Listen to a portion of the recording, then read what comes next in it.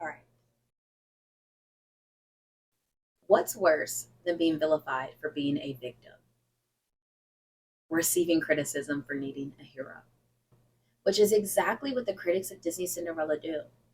They vilify and critique her when literally what she needs is someone to vouch for her.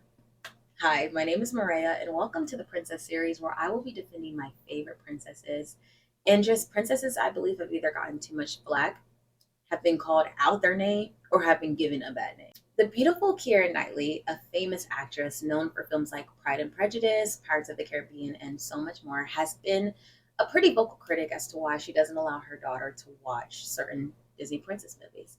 And I think it'd just be better for you to hear it from her yourself. And she's banned from seeing certain children's movies, right? Yes. What are they? Cinderella banned because she waits around for a rich guy to rescue her. Don't rescue Right. yourself, obviously. Right? Thank you very much. Keira Knightley's conclusion couldn't be further from the reality. I mean, did we watch the same movie? She, alongside other critics, owes Cinderella an apology, especially women who claim it's harmful to have a prince save her. And while I completely reject the notion that it's a problem for a man to save a woman, like, that's not bad at all. I do want to shed light on the fact that if you actually watch Cinderella, the prince was never trying to save her. In fact, he was seeking her, searching for her. He was searching for the girl that ran out when the clock struck 12 and wanted to know who she was because he actually fell in love with her. And the reality is, he didn't know Cinderella was in servitude. He didn't know she needed to be saved. And it was his love that, in essence, became her saving grace. It was someone having Cinderella in her mind, a girl no one thought about, a girl who got locked in a dungeon and honestly would have been stuck forever.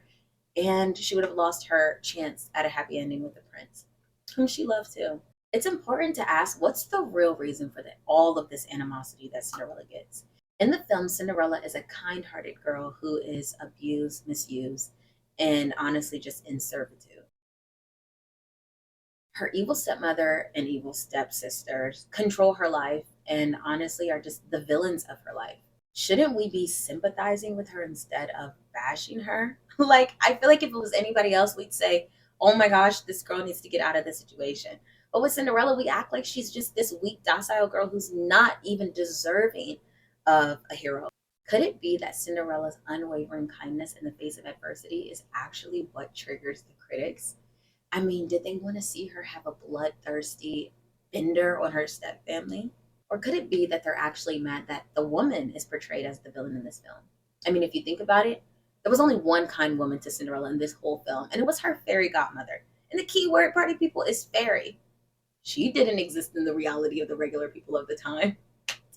It was magic. And if you watch, not one man was evil towards Cinderella in the film. Not one man. Like, guys, I think that could be a triggering point. Or is it actually that they're mad that Cinderella fell in love with a man and got her happy ending in the same package? That's probably what really does it for them. I mean, is falling in love and happiness such a weak, bad thing? I don't think so. And I admit there was a time when I was bamboozled by this whole idea that Cinderella is just a weak girl. I was in groupthink mentality. Everyone said Cinderella was weak, so Cinderella had to be weak. And I honestly think a lot of people still are in a groupthink mentality when it comes to Cinderella. Oh my gosh, Cinderella, she didn't save herself. How useless of a princess. Like, she doesn't even matter. Like, at least Mulan fought. And I love my girl with Mulan. My all time favorite Disney movie, besides Lilo and Stitch, is The Cheetah Girls. And more specifically, Cheetah Girls 1. Okay, 1 and 2 are top tier, whatever. Anyway, literally, Cheetah Girls 1 has that catchy song we all know and love, and I still jam out and listen to this day, Cinderella. And you know the lyrics of Cinderella go a little something like, I don't want to be like Cinderella, sitting in a dark, cold, dusty cellar, waiting for somebody to come and set me free. Now, I hope I do not get copyrighted for that because I didn't sing it. I vibe with it. Oh, even the next part. No, no, no. Wouldn't want to be no, no, nobody else. I'd rather rest. Don't need no, no, no. We're feeling so empowered as a little girl saying, I don't need a prince. I can save myself. When honestly, the reality is it's not empowering to be someone who needs a hero and pushes the hero aside. In fact, it's foolish. If you need a hero, get a hero.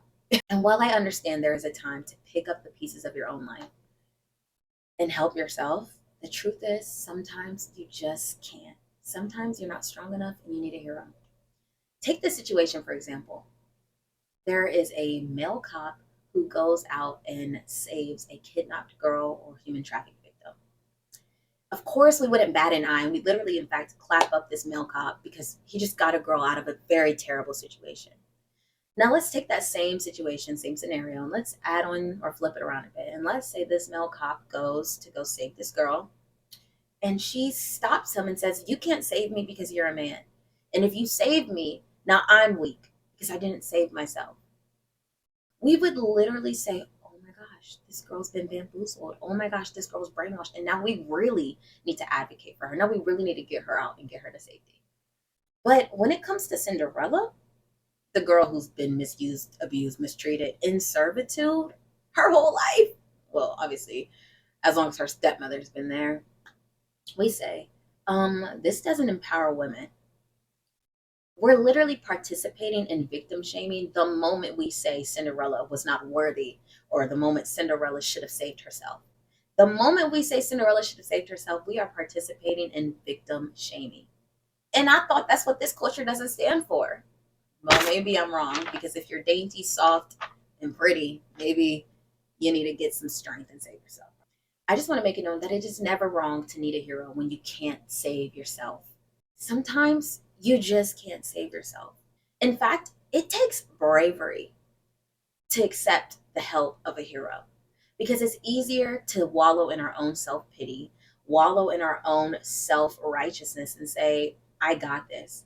But the moment that you let your walls down a little bit for someone else to come in takes as much bravery and strength and just humility to be saved, which is exactly what Cinderella portrays. In fact, I believe her bravery isn't talked about enough. Like, the girl advocated for herself to go to the ball to her stepmother. Literally, her stepmother was like, "You ain't going." And she was like, this is exactly why I should go." Like, honestly, a weak girl wouldn't do that. Cinderella did try to get out of the dungeon, but guys, she quite literally couldn't. It was locked. Like, did y'all want her to jump out of the tower?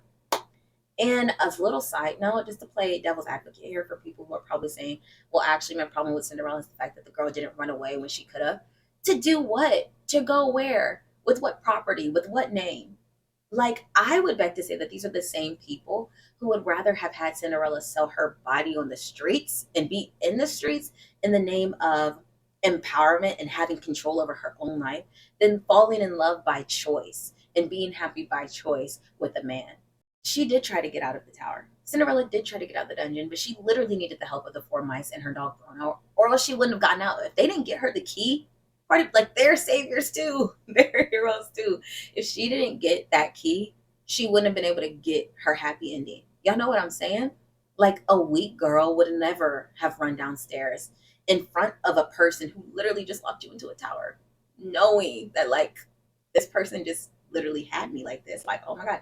A weak girl wouldn't have done that. A weak girl wouldn't have stepped in front of her stepmother and said, "I'm going to get mine," and go to the Grand Duke and tell him, "Hey, I'm that girl." Literally, she was the girl. And a weak girl would have never boldly tried on a glass slipper in front of her evil stepmother, knowing what would have happened if the situation didn't turn out the way she imagined it, where she fits the slipper and she gets the prince. She would have had consequences that are beyond our imagination. A weak girl wouldn't have done that. A brave girl would have, which is exactly what Cinderella did, and is exactly who Cinderella is. In the end, it's easier to scream, fight, punish, and hurt people who hurt us. But Cinderella literally exemplified forgiveness, class, kindness, and dignity in everything that she did. She was selfless with a heart full of dreams that she hoped would one day come true. And thankfully, they did. And there is nothing wrong with falling in love in the process. All right, guys. Well, that is the end of Defending Cinderella. I hope you guys enjoyed it. Please subscribe, comment, like, Let me know if you agree with me on this, that Cinderella was someone who should be defended, or if you think Cinderella was definitely somebody who could just go on and don't nobody need to follow, like, or watch her or the film. Um, Catch me on the next Princess for the Princess series, and I hope to see you guys there. Bye for now.